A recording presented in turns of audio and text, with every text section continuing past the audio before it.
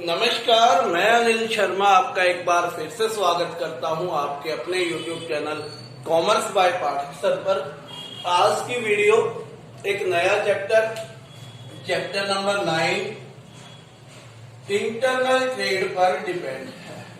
यानी कि एक नया चैप्टर हम स्टार्ट करने वाले हैं। इंटरनल ट्रेड का मीनिंग बता देते हैं। इंटरनल ट्रेड को डोमेस्टिक ट्रेड भी कहते हैं। इंटरनल ट्रेड को डोमेस्टिक ट्रेड भी कहते हैं। यानी कि when we trade within boundaries of a country, it will be called internal trade. जब हम व्यापार किसी देश के सीमाओं के अंदर करते हैं, यानी कि हमारी जो जियोग्राफिकल बाउंड्रीज हैं उसके अंदर व्यापार किया जाएगा, तो वो व्यापार जो है इंटरनल ट्रेड या डोमेस्टिक ट्रेड कहलाएगा। ठीक है, यह व्यापार देश के विभिन्न हिस्सों में किया जाना है। एक स्टेट से दूसरी स्टेट यानी कि इंटर स्टेट पॉसिबल है। एक डिस्ट्रिक्ट से दूसरी डिस्ट्रिक्ट, इंटर डिस्ट्रिक्ट भी पॉसिबल है। ठीक है, अपने लोकल में तो लोकल ट्रेड भी पॉसिबल है। तो ध्यान दे कि इंटरनल ट्रेड क्या है। इंटरनल ट्रेड वह ट्रेड, वो व्यापार जहां पर हम एक देश की बाउंड्री लाइंस के अंदर ही क्या करते हैं, व्यापार करते हैं।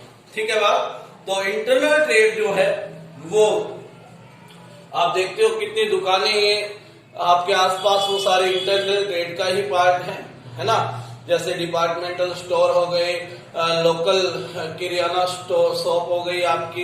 एक व्यापारी जो अपने ही देश के अंदर व्यापार करता है तो वो इंटरनल ट्रेड है, सिंपल।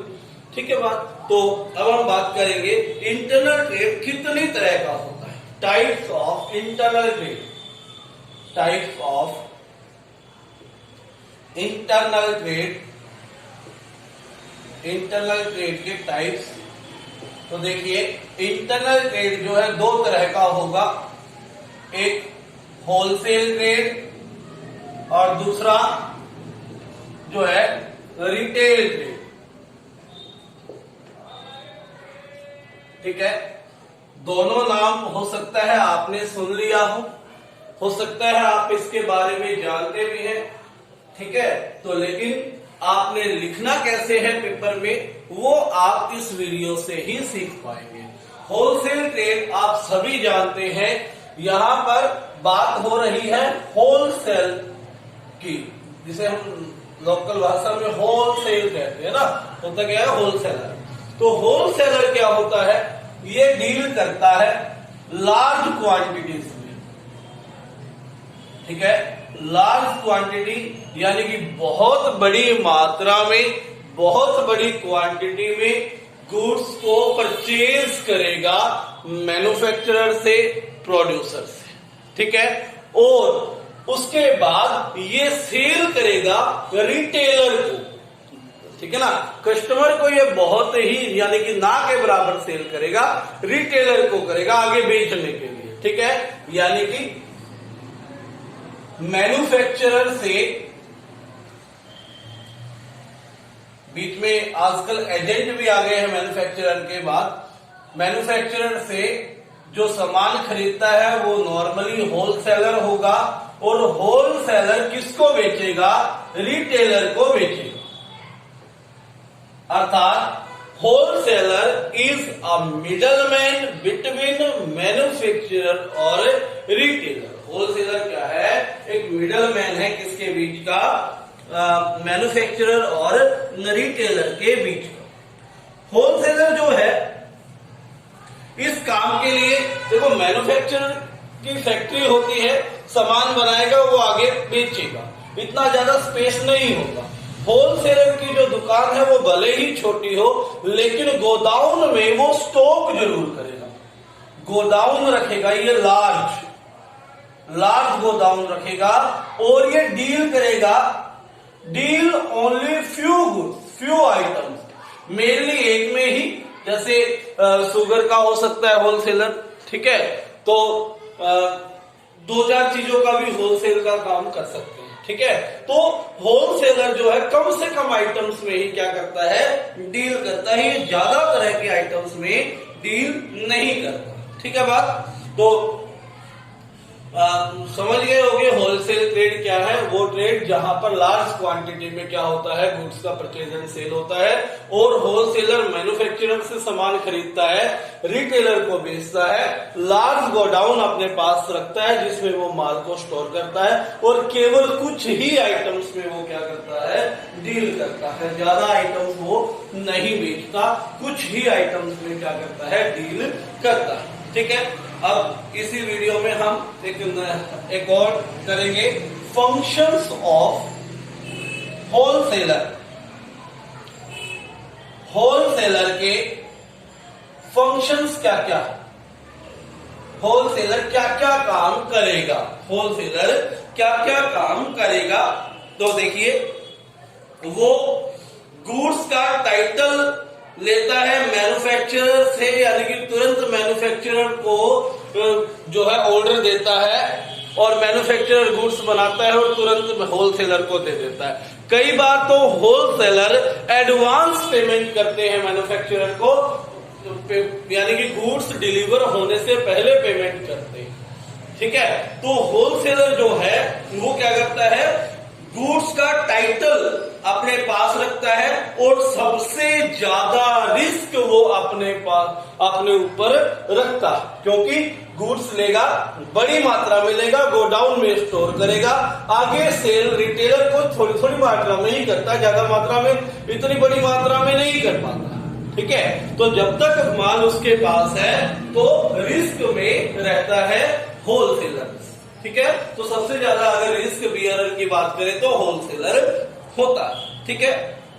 वो जो है सामान को ग्रेड करता है, ठीक है। इसके बाद ग्रेडिंग का काम भी आ जाता है, प्रोड्यूसर से सामान आएगा, ठीक है, उसकी क्वालिटी ABCD 3-4 तरह की होगी, तो होलसेलर उसको ग्रेड कर लेता है, ठीक है। ये अच्छी क्वालिटी का प्रोडक्ट है, ये कम क्वालिटी का है, इसके मैन्युफैक्चरिंग फॉल्ट है, तो कई तरह की वो ग्रेडिंग करेगा, जिससे वो क्या कर सकता है, अलग अलग क्वालिटी के प्रोडक्ट की अलग अलग प्राइसिंग सुनिश्चित करता है। यानी कि मैन्युफैक्चरर के लिए ग्रेडिंग का काम भी कौन करता है, होलसेलर करता है, ठीक है। तीसरा हम कह सकते हैं, allows credit facility to retailers, but normally buys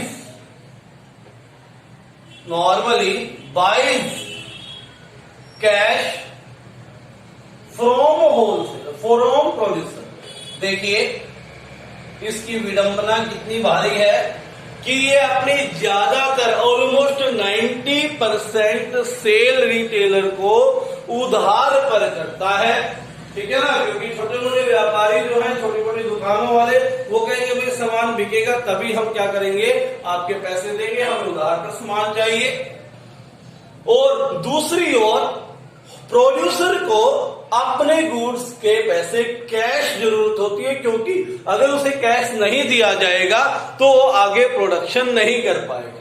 कई बार तो जैसा कि मैंने बताया कि होलसेलर जो है वो प्रोड्यूसर को क्या करता है, एडवांस पेमेंट करता है, ठीक है, ताकि वो अपने प्रोडक्शन के काम शुरू कर सके और प्रोडक्शन क्या हो सके, स्टार्ट की जा सके, ठीक है। तो तीसरा काम क्या हो गया, allow credit facility to retailer but normally buys cash from the wholesaler, ठीक हो गई बात। उसके बाद various information to